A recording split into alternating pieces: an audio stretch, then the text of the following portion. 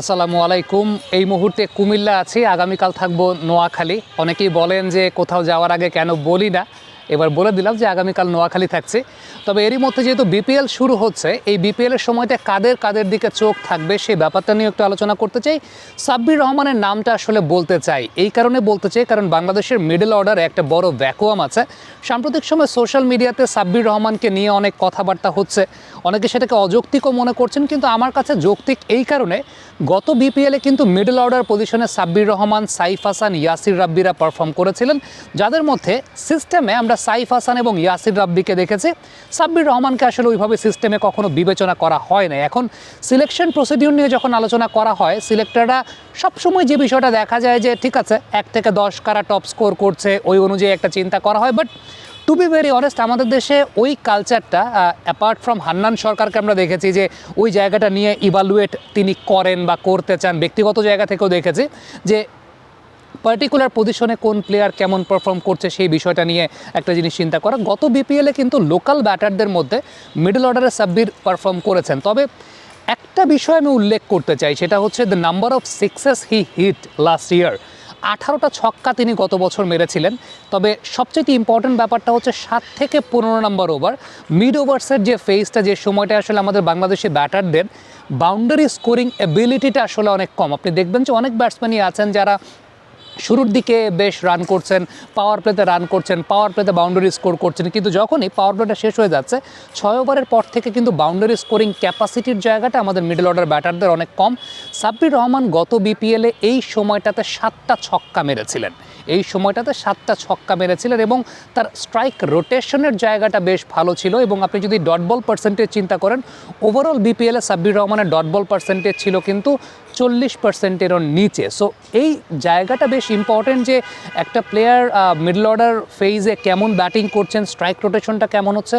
সবচেয়ে ইম্পর্টেন্ট ব্যাপার যে মিড ওভার্সের সময়টাতে বাউন্ডারি স্কোরিং ক্যাপাসিটিটা আসলে কী পরিমাণের আছে। নর্মালি এই সময়টায় আমরা বিদেশি ব্যাটসম্যানদেরকে দেখি, দাবিদ মালান, ইফতেকার কিংবা বিদেশি ব্যাটসম্যান যারা আছেন তারা বেশিরভাগ ক্ষেত্রে বাউন্ডারি স্কোর করেন। বাট সাব্বিরের এই জায়গাটা আমার কাছে মনে হয় যে খুব বেশি ইগনোর করা হয়ে যায় বা ইগনোর করা হয়ে গেছে।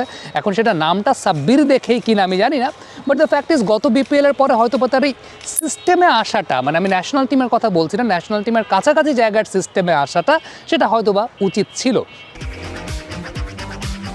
বাবা, এত এনার্জি কই পাও? এই পাওয়ার চুমুকে অ্যাকশন। সাব্বিরের একটা খুব ইম্পর্টেন্ট বৈশিষ্ট্যের জায়গাটা হচ্ছে তার ব্যাকফুট ব্যালেন্সের জায়গাটা। গত বিপিএলে আমি যদি তার একটা পার্টিকুলার ইনিংস না, বেশ কয়েকটি ইনিংসের তার শট খেলার সময় তার ব্যাকফুটের ব্যালেন্সের জায়গাটা একটু আপনাদেরকে দেখাই। টেকনিক্যাল জায়গা থেকে হি ইজ অলওয়েজ সলিড। এবং এই টাইপের ব্যাটসম্যানরা হয় কি যে অনেক দিন খেলার বাইরে থাকলেও যখন ব্যাট করতে নামবে আপনি অন্তত একটা ভরসায় থাকবেন যে ঠিক আছে এই ব্যাটসম্যানটার ক্যাপাবিলিটি আছে, এই ব্যাটসম্যানটা স্পিনার এগেনস্টে এখন স্ট্রাইক রোটেট করতে পারবে, এই ব্যাটসম্যানটা ঠিক এই সময়টায় বড় শট খেলতে পারবে। পাওয়ার প্লের পরে যে সময়টায় আসলে বাংলাদেশের ব্যাটসম্যানরা প্রেশারে পড়ে যায়, কোয়ালিটি স্পিনার এগেনস্টে স্ট্রাইক রোটেটও করতে পারে না, একটা বা দুইটা বিগ শট খেলে সেই সময়টাতে মিড ওভার্সের ফেজটাতে একটু বোলিং সাইডকে প্রেশারাইজড করতে হয় যাতে বোলাররা তাদের লেন্থটাকে পরিবর্তন করে বা বোলারদের লাইন এলোমেলো হয়ে যায়, লেন্থ এলোমেলো হয়ে যায়। ওই জায়গাটা হয় কি যে সাব্বির অনেকদিন হয়তো বা ন্যাশনাল সার্কিটে নাই, কিন্তু তার টেকনিক্যাল এবিলিটির জায়গাটা আসলে এমন যেটাতে আপনি একটা ভরসা করতে পারেন। মানে খুব সিম্পল ব্যাপার, আমি কারো নাম মেনশন করব না, যে বাংলাদেশের এই মুহূর্তে মিডল অর্ডার ফেজে যারা ব্যাটিং করেন তাদের চাইতে সাব্বিরের কাছ থেকে ওই ভরসাটা ওই সময়টায় পাওয়া যায়। বলছি না যে সাব্বির পারফর্ম করেছেন বা ন্যাশনাল টিমের আশেপাশে তিনি আছেন কিংবা নামলেই তিনি পারফর্ম করে ফেলবেন, ব্যাপারটা সেরকম না, বাট আপনি একটা ট্রাস্ট, একটা ভরসা আপনি পাবেন because of his batting techniques. আপনি দেখবেন যে ব্যাকফুটের যে ব্যালেন্সটা থাকে সাব্বিরের, শট খেলছেন অলওয়েজ সলিড স্টেবল ব্যাকফুট। এবং ওই জায়গাটা সাব্বির আমাকে একবার বলছিলেন যে তিনি ওয়েট বলে অনেক বেশি মাত্রায় প্র্যাকটিস করেন, যে কারণে তার ওই জায়গাটা অনেক ভালো থাকে বা ব্যাকফুটের ব্যালেন্স নিয়ে তিনি অনেক কাজ করেছেন।